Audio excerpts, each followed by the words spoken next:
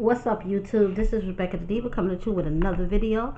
But before I get into this video, if you're new, welcome to my channel. I am Rebecca, and on this channel we do all things reactions, tea, celebrity news, you name it. We're probably going to discuss it over here on this channel. If you have not already, please subscribe to this channel, okay? Make sure you hit the post notification bell and select all. Therefore, every time I upload, if YouTube is not bugging, tripping, you'll get notified. Also, please, there are no secrets on this channel. Nope, not one. So hit that share button. Sharing is caring. So share this video with any and everybody. And lastly, hit the like button because you're gonna love me. I'm a whole vibe. And for everybody else, welcome back, Diva Gang. Guys, why is it that I'm sitting at my desk? This was Sunday, and I'm working, and it's getting later in the day, and then I'm sniffling. I'm like, why is my nose my nose was just irritated? You know what I'm saying? And I didn't pay it no mind, and I wake up Monday, and Monday, what did I have to do on Monday? Monday, I was fine on Monday. What is today? Today is Tuesday, isn't it? Or Wednesday? No, today is Wednesday. So I was fine for the most part on Monday. And then yesterday, who wakes up sick as a damn dog? Like literally, like with the body aches and breaking out in sweats, and it's just like, oh god, like the left nostril is clogged up but running all at the same time. Like literally all last night I had to sleep with tissue stuffed in my nose. Like, who gets sick? This is ghetto. This is fucking ghetto. And it's like, where the fuck did I go to even pick up a bug to even get sick? It's like, oh my god, and my eyes, and it's more so I think allergy because my eyes all watery and ugh. And I have like nothing medicine wise here, just like ibuprofen and Tylenol, so that sucks. And it's like, I don't feel like going anywhere to get any type of medicine. It's crazy. But other than that, I am doing fine. I am blessed and highly favored. My daughter is doing okay. She finally started her new school because we had to switch schools since we switched hotels. Because the other hotel school is on the other side of town, about 20 minutes away, so that was not going to work with us. This school is about 10 minutes away, maybe 15 minutes, just depending on the traffic. And she seems like she's adjusting better. Today's her first day, so we were kind of late because I didn't know whether she was going to be enrolled or not. So, and like I said, when I woke up this morning, I was literally at death's door, like couldn't function, nothing. So I was like, well, I'm going to send this man a text message, the counselor that's getting her enrolled, and wait for him to respond back. And finally, almost 9 o'clock, he, a little bit after 8, he did respond back and say, yes, you know, she's already enrolled, just bring her so she can get her classes, and that's what we did. And I came my ass on back here to the room, and I'm just trying to get some stuff done. I just put a load of laundry in, and just trying to relax until it's time to go get her, and then I go to work. Well, yeah, I clock into work at 4. So I work 4 to 11 today, which is not bad at all. This right here is going to be a reaction video. So if that's not what you want to see, then please, you can click off. I do have a vlog channel. Go check it out. I'll leave a link in the description box. Diva in Queen City. But yeah, this is going to be a reaction video over here. Just right now. So I'm just going to jump right into it because I want to do what I need to do over here so I can lay my ass down so I can at least have at least 2 hours before it's time for me to get up and go get my daughter. Oh goodness. Like I said, I do not feel well at all with this cold. It sucks. It's ghetto. It's giving very much ghetto. And I've been drinking tea and lemon and honey. So hopefully that helps me. Because like I said, I am too lazy to get up and go anywhere to buy anything. So, my Jazzy life and Liv's life. So Olivia came out with a live stream and basically was like, I'm tired of it, I'm sick of it. You know, Jasmine's basically in a domestic violence relationship with Chris, and she's tired of listening to it, and it's been a whole debacle ever since. Jasmine, on the other hand, she was, and somebody had made a comment on, I think, IG, and she responded to the comments on my fam.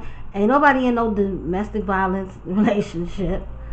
And that didn't even sound like Jasmine, because Jasmine doesn't text, type, talk like that.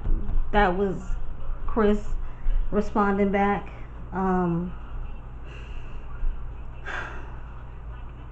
So here's the thing. Whether many of you may know or may not know that I am a survivor of domestic violence. I met my first baby daddy in 1995. No. I met him January 1996. By March of 1996, I was pregnant with my first child. And it seems like from the moment I told him that I was pregnant is when all the abuse started. And I was dumb, you know. Dumb, young, dumb in love, you know. Thought that, you know, things would get better. And on again and off again, I was in that relationship for 5.5 years before I was like, okay, I'm done. I've had enough. I can't do this anymore.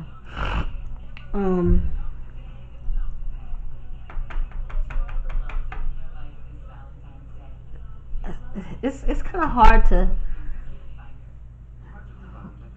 put words to this, because Jasmine is the perfect poster child for domestic violence victim. She's going to, and what people are waiting for her to come out and speak and say something. See, when it was Chrissy, it was easy for her to say something. Guys, this light is like flashing in my face.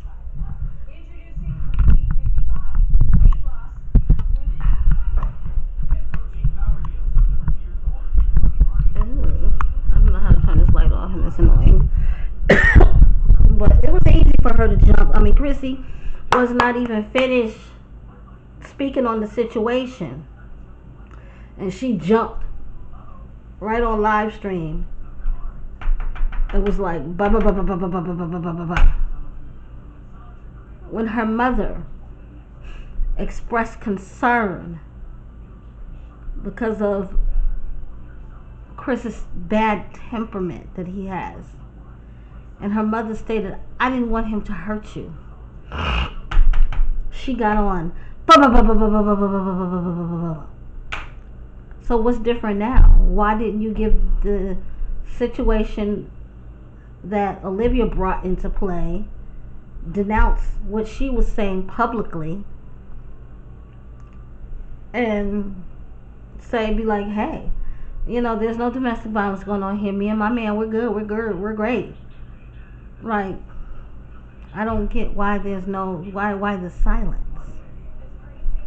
You know, why the silence? That's what I want to know. Like, because normally she would have been live.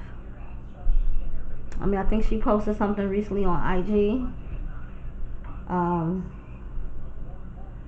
But when you look at her, when she's around Chris, she's tense. She seems nervous. She's like, every step is calculated. It's like, I don't want to say the wrong thing. I don't want to do the wrong thing, because I'm going to get in trouble. This is going to make him mad, and then we're going to be arguing.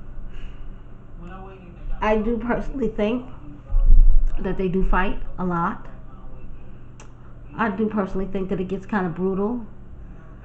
But as big as Jasmine's ass is, I do think that she does try to fight back. And because she does fight back, she does not consider that to be abuse. Um, I'm gonna keep it a stack. Me and both my baby fathers would get into it. We would fight. We would whoop each other's ass for breakfast, lunch, and dinner. Am I proud of that? No. But I learned from it. I learned that I was better than that. I learned that I don't have to stay in nobody's fucked up situation and deal with being abused, being called all kind of names, and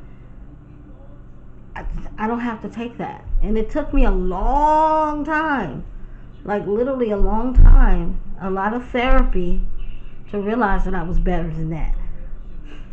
So this paper right here called The Cycle of Abuse. And basically it starts off with the honeymoon phase, where everything is all lovey-dovey and all you guys are so in love with each other, and he's hugging and kissing on you and you hugging and kissing on him. And it says, and y'all gotta forgive me because I wear glasses. I don't have any. I left them in Daytona. I bought these little readers here, so we're gonna try to make do with this. It says, abuser. He says, I'm sorry. He begs for forgiveness, promises he's going to get counseling. He sends you flowers and presents, but we all know that Chris ain't finna do that because he's living off of Jasmine's dime. Okay? He's going to say, I'll never do that again. He declares love. Oh, baby, I love you so much. But he blames the victim. But you make me mad. Oh, you be getting on my nerves, stuff like that. And most importantly, I think, is the denial process. They like to deny the abuse. I ain't hit you. I barely touched you. Okay? And then from that, we got it moves smoothly into the tension building phase. Okay, from the honeymoon phase. And the abuser. Oh, and during the honeymoon phase, the victim, she's like, she agrees to stay. Baby, I'm not gonna leave you. I love you. If she does leave, she returns. Or if she kicks him out, she lets him come back again. I was famous for that one. Attempts to stop the legal proceedings. So if you call the police and you got a restraining order, and before you go to court, you drop all of that. Y'all see the scar? Yeah. The first baby daddy, was cheating. And I always knew he was a cheater. I mean, it is what it is.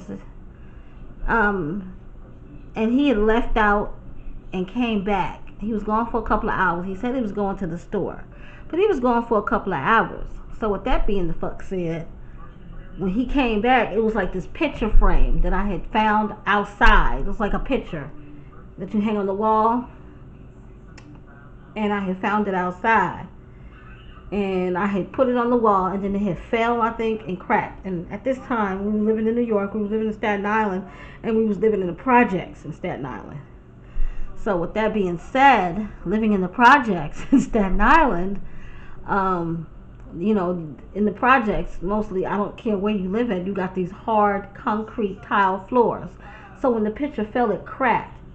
So I had just set it down. I was going to take it out back to the trash, because I was like, damn, I brought this from the trash, and then I got to get it here, and it breaks. It wasn't meant for me to have that picture. So me and him are conversing, yelling, screaming, going backwards and forwards, and he said something. I don't even know what he said, because this happened many moons ago. But whatever he said, it continuously pissed me off. And I bent down, I picked up that picture frame, and I just flung it across the room at him. Why did I do that? Because then he picked up the picture frame. Oh no, he picked up a shard of glass because it just hit him on the leg, and he had on pants, heavy jeans, so he wasn't hurt. He picked up a sliver of glass and flailed it across the room at me. Only thing I thought about was my face. So I did one of these numbers to cover up my face, and the piece of glass around that big got stuck from this point here where you see this scar all the way to my palm of my hand, inside the palm of my hand. And the nerve was severed. Blood was just squirting out everywhere. And I'm sorry if you guys are squeamish or whatever, but I need to tell my story in detail so you can get it. So, and he's still ignorant, mind you. But he was so fucking ignorant back then. He calls 911, send an ambulance, we got a bleeder. It's just very disgusting and sarcastic. So the ambulance came, the police came, they asked me what happened. I says, I picked up the picture frame, flung it at him. He picked up a piece of glass, flung it at me, and clawed me in my wrist. So I had to go to the hospital. I had nobody to watch my kids. My kids were like, my little one was like, my oldest one was like 2. And my second, the baby at the time, which is my second oldest now, she was like a couple of months old, maybe 6 months old, 7 months old.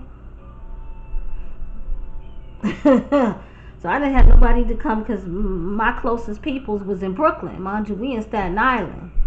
And it was going to take them a minute to find somebody to watch their kids to come pick up my kids in the middle of a crime scene. So finally, one of my god sisters was able to say she'll come, but she couldn't make it till the next morning. You know, so the next door neighbor, it was a Spanish girl. I think her name was Florine or something like that. I'll never forget this lady. She was like, well, I watch my granddaughter all the time. I'll take your babies. I'll take care of them until you can get back home. Boom, thank you. So that way CPS didn't have to be involved. Go to the hospital. They take x-rays. Sure enough, my nerve is severed. Glasses in my hand, so you have to have surgery. Surgery? Fuck, I thought I was just going to be going for a couple of hours. This nigga in jail. Now I got to go be put to sleep and get surgery. You see how this is going? You know, I survived and was able to get out of the hospital a couple of days later. But when it's time to go to court months later, I lied. Oh, I dropped a jar of apple juice and slipped and fell, and that's how the glass got in my wrist. Charges were dropped, and we went on to live our dysfunctional life. So she takes him back. She stops all the legal proceedings. She sets up counseling appointments for her, for the abuser. She's feeling happy. She's feeling hopeful. This is going to work. He going to get his shit together. Then it starts again, the tension, building phase. He's moody. He nitpicks. He isolates. He withdraws affection. Yells. Abuses alcohol or drugs. And we all seen them alcohol bottles on top of her refrigerator. All that cheap ass liquor they drink. And a cheap ass Taylor Port. I bought 1 bottle of Taylor Port. I think it took me a month to drink that shit. That shit was so fucking disgusting. He threatens and he destroys property, aka the holes in her walls, aka the dents in the stainless steel refrigerator. You can't tell me the kids did that, babes. She attempts to keep him calm, aka always keeping her kids locked up in the room so they won't make noise so he won't get upset. She avoids family and friends. She don't go fuck with her mama. Don't seem like she fuck with her brother. And every friend that she's managed to have in the social media scene, she doesn't have them anymore. She pacifies him, which we all know her. She buys him everything, thinking that's going to make it better. Keeps the kids quiet. Like I say, locking her kids in the room. They're always in the room when he's there. Always in the room. Withdraws. Tries to reason. Feels like they are walking on eggshells. And that's the perfect example to how to explain Jasmine. When she was around Chris, she just seemed so uneasy, seems like, okay, if I make one false move, I gotta be perfect, because if he hits me on this camera, my whole career is over. That type shit. Then it goes into the explosion phase. And that is the worst part of it. So it can be physical abuse from the abuser, sexual, emotional. He can hit you, choke you, humiliate you, which he does that to her a lot. Okay. Imprisons, rapes, uses weapons, verbally assaults, throws things. The victim protects herself and children, calls the police, tries to stay calm, tries to reason, leaves, fights back.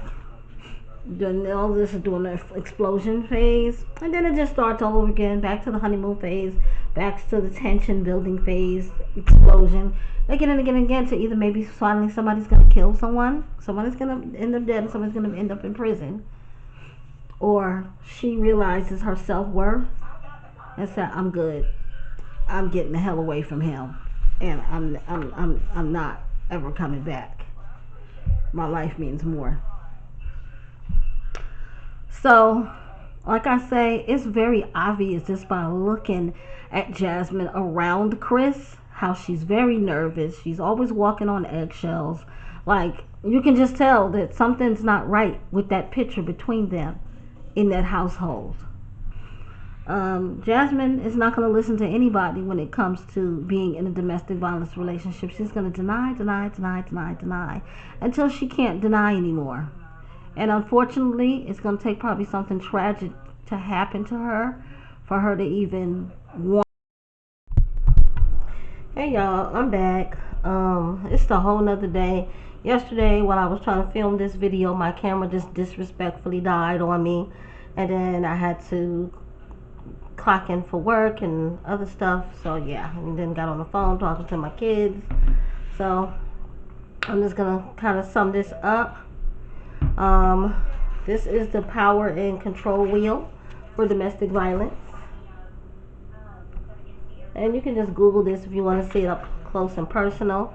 And basically it just goes through the sections of the abuse: physical violence, sexual violence, physical coercion and threats. So your abuser can make threats,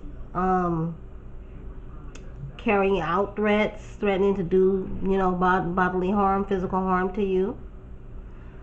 Intimidation, making you feel afraid, using looks. Like Chris really does do that, like all the time. He be throwing them little looks at Jasmine. Like, yeah, bitch, you know what I'm saying? Smashing things, destroying property. So we've seen, ever since she was in her apartment, we've seen holes in the walls. Okay, the house that she's renting now, the refrigerator was dented. That took somebody with a lot of anger and a lot of force to punch a stainless steel refrigerator to make dents in it. Come on now, let's all be realistic.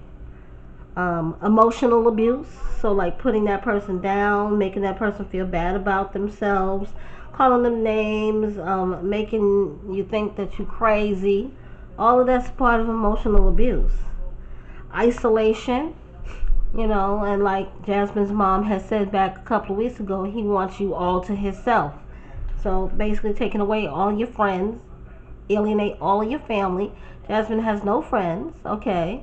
No family that wants to deal with her. Minimizing, denying, and blaming. And that's just basically making light of the abuse, acting like, oh, I didn't hit you that hard, stuff like that. I mean, like I said, I've dealt with all of this on here. Using the children. So making her feel guilty about the kids, using the children to relay messages, using visitation to harass or threaten. As far as Jasmine's kids goes, it's obvious that Chris don't fuck with her kids. Like, nah. Nah, he don't fuck with them kids. And how she treats them, Chris don't fuck with them kids. When it comes to Legendary, Chris don't fuck with that baby. Just, I see it how I call it. Sorry, not sorry. Economic abuse. And that's basically like financial, and that's obvious. Jasmine is always making up, oh yeah, Chris is at work, Chris is at work. And he's doing all this working, but you two as a couple never do nothing to elevate yourselves. You're always online begging people for money, putting up registries. So you stay in poverty because basically the money that you get is just enough to get by. That male privilege that they may have, like I'm the dude, I'm the man, you gonna listen to me. Treating her like a certain, that's the perfect example of how on the outside looking in is how Chris treats Jasmine, like she's the maid, like she's the servant. So that about sums up the wheel. Like I said, it's the domestic violence power and control wheel. You can just Google this and look it up on your own.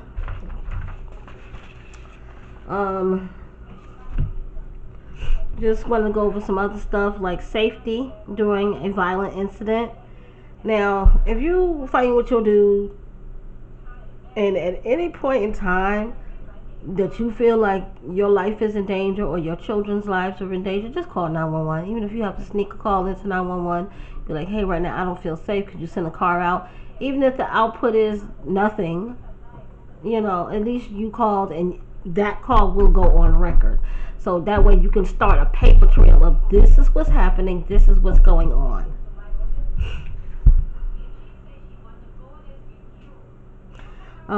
If you are thinking about leaving or getting out of your situation, prepare yourself. Slowly but surely. Gather together all the kids' birth certificates, social security cards, shot records, get a copy of school records and have, on handy. I used to keep a little bag in my closet. This back a long time ago of me and the kids, like important documents, and I hid it way in the closet somewhere. So therefore, when I did make my escape, I just grab that bag and go. Everything I need was already in that bag. Keep your purse and your car keys ready. Like, so if you have a kitchen bar area, keep your purse and your car keys right there by the kitchen bar area. You know what I'm saying? Or by the garage. Keep that shit by the garage so you can just grab that shit and dip.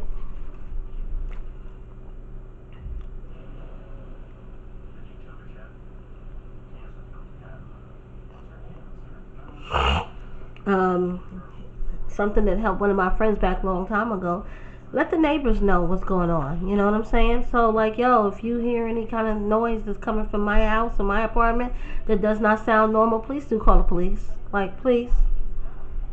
Even if it, like I said, and even if it's nothing, at least people know and it's on record.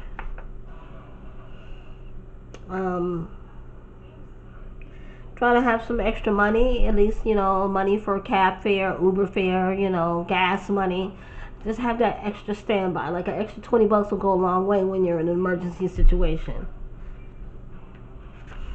Try to start like a save. If you're really down bad, try to start like a savings account. I don't care if you put like $5 a week in this account. Anything is better than nothing. You can also go to call domestic violence hotlines, domestic violence shelters, and a lot of people cringe at the sound of shelters. Most domestic violence shelters are not as bad as it sounds. A lot of shelters nowadays will put you up in a hotel. They have all type of programs to help you. If you do have a police report, you can contact victim services of your state or county, and they will give you money to change your locks. They will give you money to relocate, pay first month's rent and security deposit, much more. You just have to be ready to get out of your situation. But that's all I have for this video. I'm going to post this video, and then I'm going to do a reaction video on the latest that's going on with Jasmine and Olivia and Chris and all of that good stuff. So until next time, guys, bye. Don't forget to like and subscribe if you are not already subscribed.